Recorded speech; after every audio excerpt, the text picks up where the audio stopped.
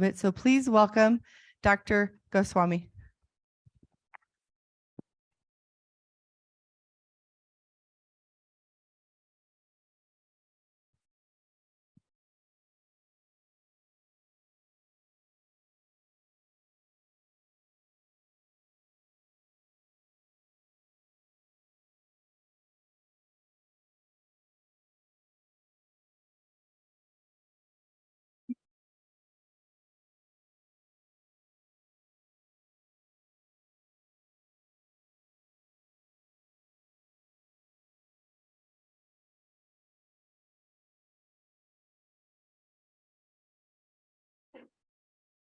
Can you hear me now? Yeah.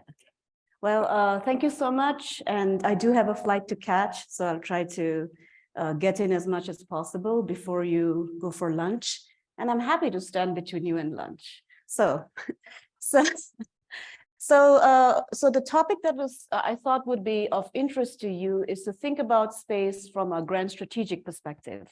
And General Bhutto and General Olson talked about it and why it is so important.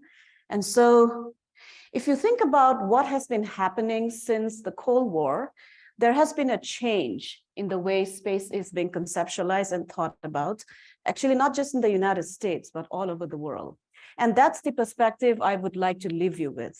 So one thing I observe when I think about space and do field work, for example, in China, India, as well as Europe and Australia, is that the understanding of space has changed. And during the Cold War, it was a lot about technology and power demonstration. It still is that to an extent, but the framing of space has changed, especially from a major power like China, where they offer you the economic perspective of space. So in my field visit, the most important message I got was that for China, space is about economic development, and certain assets in space like satellite internet, navigation, communication is critical infrastructure in their conceptualization. Now, in terms of space and geopolitics and national security, space is, of course, conceptualized from the point of view of political culture. So you heard about how Apollo has inspired the previous speaker. There are certain cultural contexts that inspires other nations. For example, China is inspired by their Chang'e moon goddess. India is inspired by its own historical dimension of space, what space means to it. And so there are actually different framing and different political culture that plays into that particular understanding of space. Now, what is interesting is that in the post-Cold War period since 1991, space is not just about technology demonstration or sending the next woman or the next person of color to space, which is a very United States political discourse. But if you listen to the discourse coming out, for example, from Japan, from India, from China, as well as countries in the Middle East, it's about establishing permanent presence. So it's not just about sending someone to space and bringing them back, like what Apollo was about. It's about establishing activities like lunar mining, lunar resource extraction, as well as a permanent research station on the moon. Now, it's a long-term planning. So if you look at countries like China, space is viewed as a hard effort and needs long-term investment, long-term grand strategic thinking, as well as a continuation in terms of space development. So they do not change their missions or perspectives, even if there is a change in Communist Party leadership. As I said, economic development is key. The other important thing is that space today has a very important development, which is the contribution of the private sector. And so we know a lot about the US private sector. Many of you are in the room, but actually in other countries too, space is becoming a lot about commercialization and about developing the private sector for developing capabilities like long-term presence. Low Earth orbit constellations, cislunar space. So I find it exciting that young people I talk to around the world are excited about these particular prospects and want to contribute to their national space program, as well as setting up of standards and norms that we talk about. So some of the concepts I use, I thought it's important to point out what I mean by them. So when we use the term grand strategy, we are talking about the highest level of national statecraft that includes the entire gamut of a nation's capabilities, which is political, economic, as well as resources, that is human capital. Now, depending on a country's stature and thinking. Some countries would think about the contribution of grand strategy for survival, a small nation like Bhutan, for example. But a country like China does not view grand strategy from a survival perspective. It views grand strategy from the extension of power and from the extension of its influence perspective. So it's a very different kind of thinking, depending on where you locate yourself and how you view yourself. India also views itself as a grand strategic player, and that's why it's so difficult to get alliance structures with India, because it itself thinks of itself as a major power in the system. Now, strategic culture matters, and by strategic culture, I mean the threats and opportunities that the elites of a nation are aware of and influence the thinking in a particular society, and that draws, of course, from political culture. So some of the other concepts that will be important when you think about your technology and the different working group is that geopolitics really matters in terms of space, how space is framed. We like to think that space is about inspiration, space is about how human beings can extend themselves, but space also continues to be a very national security discourse. So one of my colleagues from Air University, Everett Dolman, has written this excellent book called Astropolitics, where he points out that astropolitics is a study of the relationship between outer space, terrain, and technology, and the development of political and military policy and strategy. And then astrostrategy plays in, and that's where the different countries' perspective really matters. So by astrostrategy is meant which areas in space are critical for the United States, for example, which Everett was interested in, that it needs to dominate, use the word dominate, to maintain its primacy in space and a democratic and representative international order. So then space policy process plays in. And so when Dr. Okuro was talking about the timeline of 2027, I was excited because yesterday we ran a space policy exercise of 5 teams. And some of the representations from the team had to answer a question as to what are the United States priorities in 2027. So there is enormous resources in this room, and I was excited by it. And so this is the space policy process. It does not differ, even if countries are different. China has an exactly similar space policy process where it identifies problems within the ecosystem. For example, for China, one of the biggest understanding was that is the framing of space. And when I conducted interview with them, the space policy leaders said that we need to have a framing that conceptualizes the Earth-Moon zone and not just low Earth orbit. So it's the entire zone that matters to China and what it needs to develop. So that was problem identification. Second was policy formulation. The State Council came up with a policy document they called the white paper. Policy adoption, they adopted it a few years back in 2002, and then implementation. So they are now in the implementation phase of their policy and program. You find a very similar conceptualization in the US. For example, let's take the National Space Council. We knew it was there before, but again, it had to be reconstituted under the Trump administration. So the biggest identification of problem was the lack of an overarching structure, agency that can bring the different government agencies together. And so finally, we are now in the implementation stage. We still don't know what the impact of such a body will be. So the book that Peter and I wrote identifies this process very clearly. So we looked at the concept of space resources, where we looked at where it started as an epistemic community conversation, and then went through the different countries' agenda setting process, which included policy papers, interviews with their elites and scientists, and finally where they are in terms of funded programs. So based on that, let's look at the United States space program. So if you look at US space program, what I find interesting is that from the time I looked at it, which was around 1990 to the time of today, there are actually shifts in US space policy and program. So one is that there is a shift from exploration to space development and utilization. So words like that really matter internationally. So before, it was a lot of focus on space science and space exploration, if you look to NASA and other institutions. But today, if you look at the strategy documents that are being put out, words like space development have made it into the discourse. And the country that actually led in this particular narrative was Japan, and I'll talk a little bit about that as well. We do have a cislunar strategy, we have a low Earth orbit strategy, we talk a lot about space deterrence and space forces, as well as public-private partnership. I think this is a particular conceptualization that has impacted countries globally. The United States taking leadership in terms of building an institutional structure of public-private partnership has now resulted even in a country like India. India just issued their official space policy this year. Have a look at it. It's all about commercialization.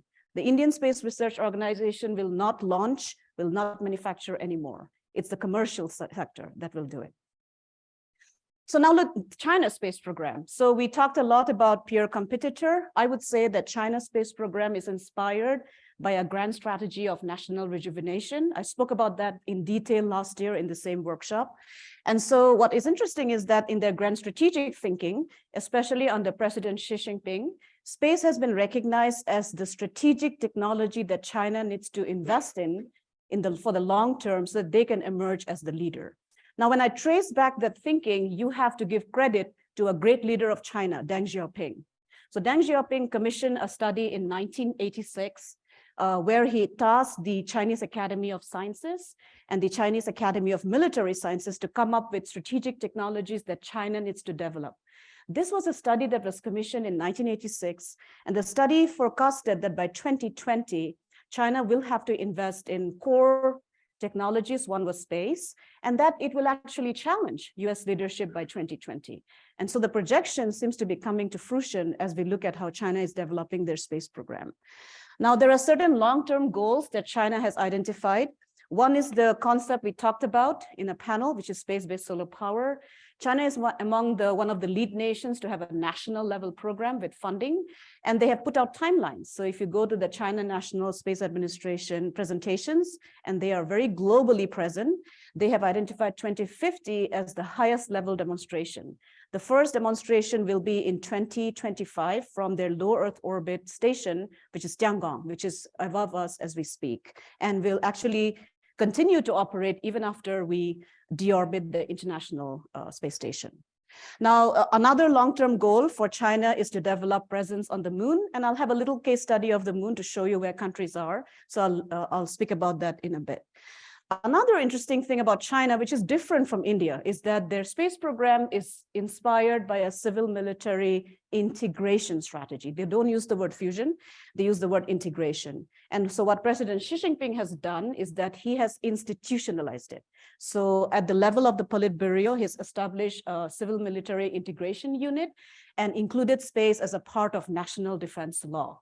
So if you're a Chinese space startup, it is mandatory for you to contribute to the national defense. And if you don't do so, you can be criminally charged under that particular law. So it's a very interesting development of strategy in the long term. Some of the technologies that they have announced, one is again a technology which we should be looking for, is that last year China announced the establishment of an orbital platform that's going to be enabled by artificial intelligence that they say will be used for space debris removal. But then the Chinese Academy of Military Sciences ran a simulation where they said that this orbital platform that will have CubeSats will also be able to maneuver or target an adversary satellite by spoofing or jamming it. So it's a very interesting projects that they have announced. Whether it's feasible, it's for us to decide. But what I've noticed with them is that when they announce particular goals and it makes it to major white papers, they're very serious about developing that particular capability. And as you know, China leads the world in quantum communications. The leadership of that particular project just published a piece in Nature. You should have a look at it where they explain how they're even dealing with concepts like quantum error code, which I am not a scientist, but you will understand what that means. So it's a very interesting development of capability. Now, there are implications for US national security because this particular development of capability falls under that framing I provided you, which is geopolitics and astropolitics, because China views space as an important part of national security and power projection. And the idea is that they want to become the lead actor. And one of the ways they're planning to do this is to collaborate with Russia. We already saw, and I mentioned this before, that the Russia-China collaboration is very important. The Ukrainian conflict has not changed their focus. Just last month, the head of China's lunar program, he gave a presentation, Wu Weiring, where he pointed out that they are now establishing the International Lunar Research Station Organization with Russia as a major player, and they're going to establish regulations and they are getting partnerships. So some of the countries that have joined are Brazil, Pakistan, Argentina, and then they're thinking about, of course, getting Venezuela. and certain countries in Europe. So the Belt and Road Initiative Spatial Information Corridor, which has about 152 member nations as I speak, including Luxembourg, which is a key player, Austria, Italy, New Zealand, is going to be put within that particular framework. You know what the French president also kind of indicated, that when it comes to Europe's relationship, especially France, they want to have their own independent thinking as to where they want to side. And so one of the documents I urge you to read is a joint statement that Putin and President Xi Jinping signed last year when he visited Beijing before the Olympics. And in that statement, and I read the entire document, one thing which stood out was that they questioned the United States leading the international order and argued that China-Russia, for example, collaboration on establishing a lunar base, planetary defense, asteroid exploration is going to play a key role. And so it's very interesting. And China, of course, is the lead actor because it has the resources, but Russia still has the skills. The one thing that I notice is that unlike China, Russia still views space from a completely national security perspective, vis-a-vis what it can do for counter-space capability, including anti-satellite weapon capability and non-kinetic ASAT capability. China is framing it from a much more grand strategic perspective. Economic power really matters, and national security is a component, very similar to how the United States thinks about space as well. India is actually quite an interesting country. In the last 2 years, what has been happening in India is astounding to me, coming from India originally. And so India, grand strategic thinking is that space is important for India's national development, not national security, national development. So historically, India's space program was a lot about what you talked about, diversity, workforce development, jobs, agriculture. India is largely an agricultural country, weather forecasting, now ATM transactions, GPS, it's all about the space digital ecosystem. But today, India is changing. So if you look at India's drivers today, space is now included as part of India's space power projection. So when India tested the anti-satellite weapon in 2019, the Indian Prime Minister conceptualized that as a counter space and counter value capability, of obviously signaling to an adversary nation with which India has disputed borders. And what is even more important is that today, when I look at India's discourse in 2023, for the first time, India has an official space policy, which is absolutely surprising because India usually shies away from making very clear statements and has been accused of strategic ambiguity. But this year, they came up with the space policy document. Have a look. It's available in the Indian Space Research Organization website. And the whole focus is commercialization of space. So what India is doing is now signing agreements even with the United States, where it'll use the United States commercial public partnership framework to include Indian companies in that kind of collaboration, and also to build an ecosystem that is cost-effective, democratic, and low cost. India has a reputation for building low-cost rockets and low-cost launch. Today, the focus is on building that through the commercial sector and to be able to establish India's long-term capability. The most surprising thing for me was India's stand on space resources. So as you know, the 4 countries that have a stand on space resources include the United States with the Commercial Space Launch Competitive Act, where it points out that an American citizen or a company going, for example, to a celestial body can keep the resources that it mines because that does not amount to claims of sovereignty, because the Outer Space Treaty does not allow you to claim sovereignty, but you can utilize space. Luxembourg was another country that came up with such a document in 2017. Japan, the iSpace mission, I was actually rooting for it. It was the first commercial mission that would have, if succeeded, would have established the first business case. The Japanese iSpace company was legislated and regulated by Japan's space mining law that said the same thing, that if a Japanese citizen or a company goes to the moon, extract resources, and brings it back or sells it to NASA, for example, which was iSpace's mission, they keep it, they own it. This challenges the entire academic discourse that sometimes says that you cannot do such an activity. Now, India's space policy document has a paragraph that is, again, game-changing. India states exactly a similar case. It says that if an Indian citizen or an Indian company goes to the moon, for example, or to the asteroid and extract resources, they keep it. They can sell it and they can keep it. In a country that has been very non-assertive about such claim, this is an astounding development, which means that it will develop that particular ecosystem as well. India has a very good partnership with the United States, and it's starting to get much more closer in terms of space situational awareness. You all must have heard of the Quadrilateral Security Dialogue, where India is a member, and Australia and Japan, all major spacefaring nations. Australia is starting to become a key player.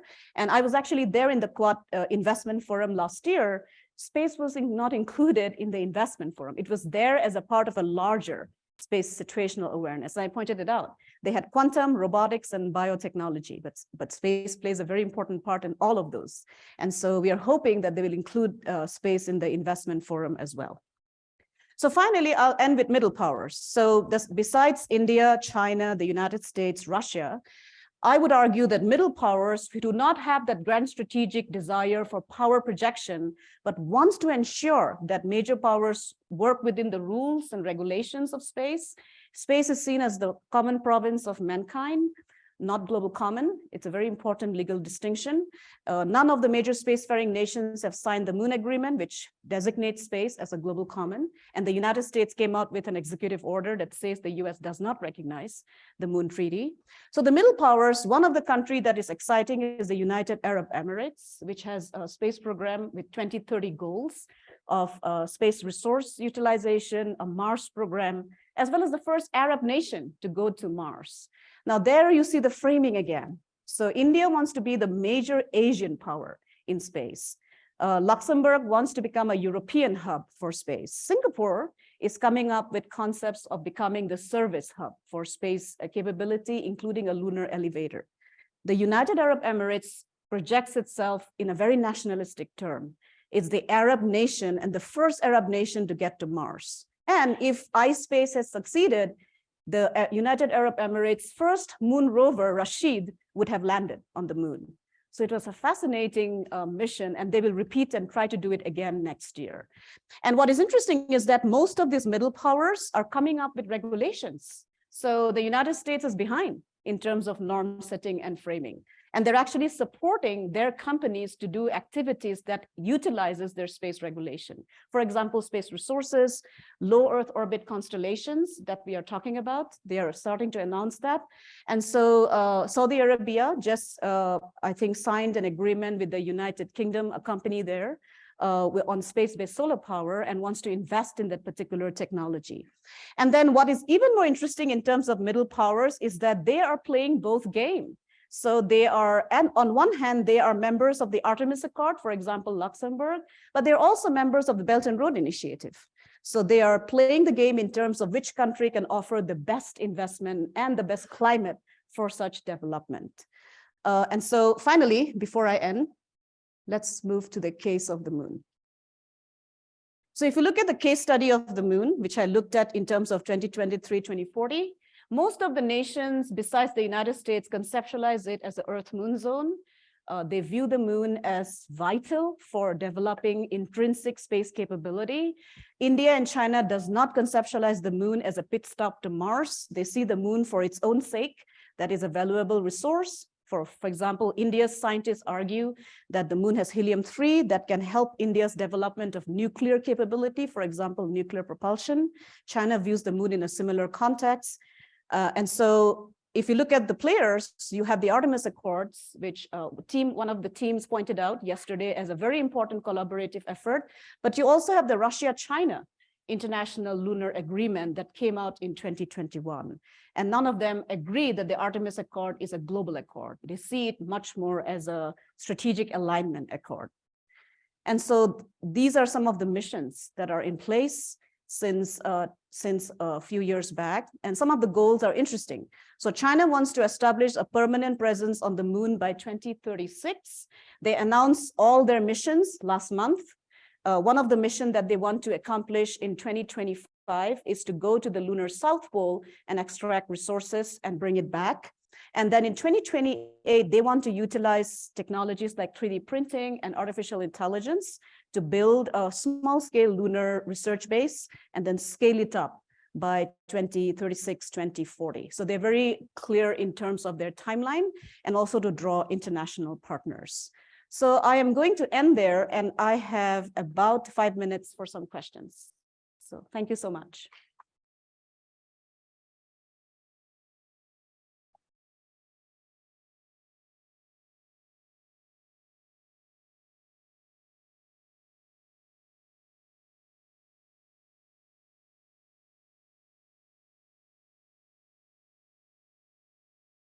Good morning.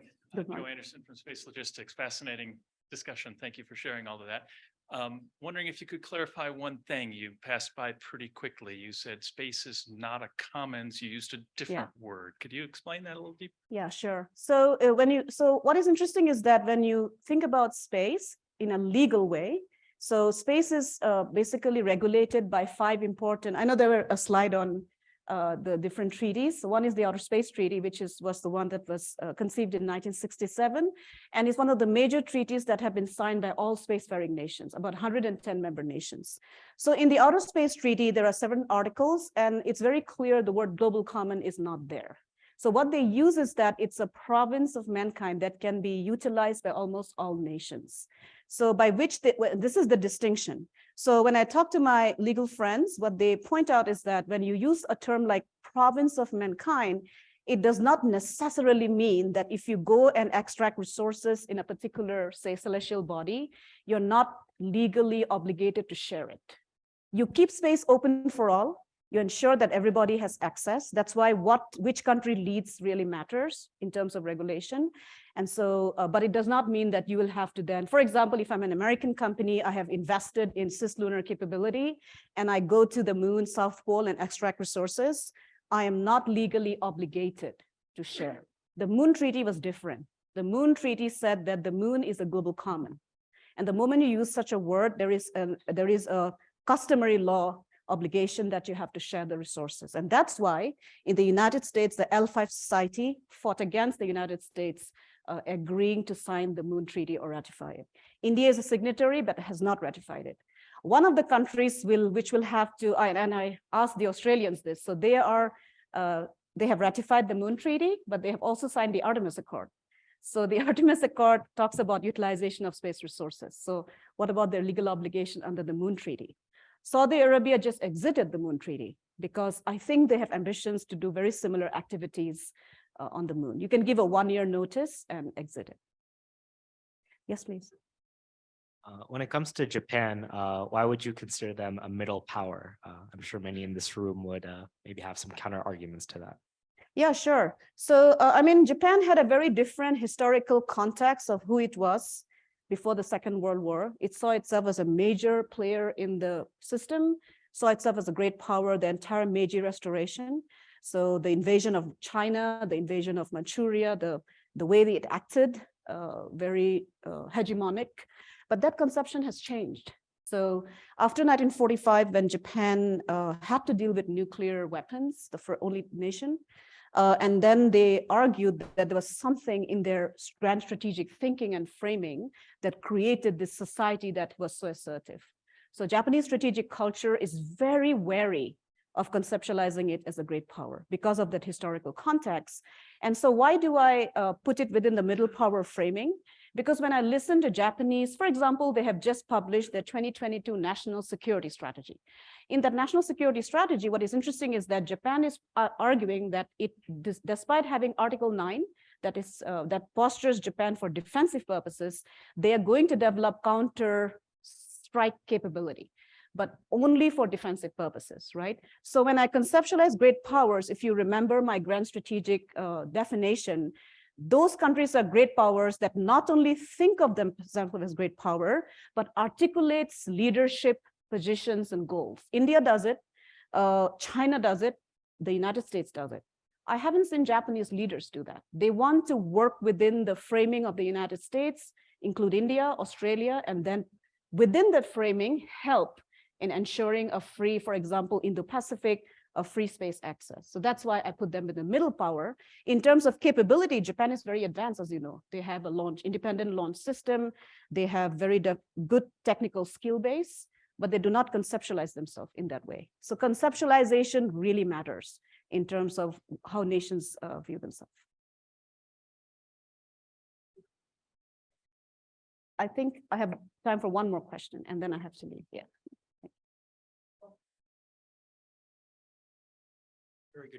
Very good brief, like you always do. Thank you very much. Last year, I think you spoke a little more about the technology enablers that the international community is doing. Think of the United States with what we're doing with space servicing and a lot of the ISAM related things. Yeah. I understand solar power is on their agenda and debris mitigation, and certainly where they're going with a lot of their, habitation of the moon. But what about some of those enablers that are in space activities that United States seems to be forefront of? But I'm curious as to where you see the international community at. Yeah, sure. So some of the enablers that when I think about, for example, last year I talked a lot about China, right? So what was China doing? So what is interesting is that for China, just let's talk about the moon in terms of enablers, right? So they want to build this research station. Then what they're actually focusing on is to build an entire lunar communication infrastructure. So next year, China will be launching their second relay satellite. That is going to be an advance of the first relay satellite, because they keep in mind the Chang'e 7 and the Chang'e 8 missions that are coming for that kind of communication relay capability. The second enabler, which I think is critical that I spoke about in terms of international community, is that many of the nations are starting to work on their education. So that's a big technology enabler. So peer-reviewed articles, developing their programs towards particular mission sets. For example, China has very clear identification of why they want to invest in a technical skill base and why that matters in the long term. So that's another technology enabler. I think the final, what is fascinating to me is that what nations are doing in terms of technology enabler is to develop better regulatory frameworks. So when you speak regulation, we do not want too much of it. That can stifle innovation. But as Bucky was mentioning, that is a lacune in the space community in terms of global standards, standard setting. What should a low Earth constellation be like? Because we have so many nations now talking about launching to low Earth for very similar to Starlink. China has a program, they call it the National Satellite Internet Program, where they're going to launch 36,000 satellites by 2030. The first launch will be in 2028 of about 12,000. So the point is that if you have that many satellites, what are the enablers that will help regulate that environment? So that's something the global community is really focused on, but there is no consensus because low Earth orbit is not under the International Telecommunications Union jurisdiction. So that's something. And I'll finally end by saying that the cause of concern, because I know the previous speaker, he talked about Ukraine. So Ukraine is changing the game too. So when you look at how China has just published research articles, which is actually a threat. So they point out that one of the biggest enabler of American military power and Ukrainian military is the commercial support in terms of communications and navigation, and not just broadband internet, right? It has military implications because communication has been done, and the profiling of the entire terrain, as Maxar did. So now they're coming up with a concept that it can't be just an anti-satellite test that will take out the system. It can't be one. We have to have non-kinetic systems level counter-strike capability that can take out an entire constellation. So they are starting to think about such concepts because, of course, they have to think about Taiwan. So, yeah, thank you.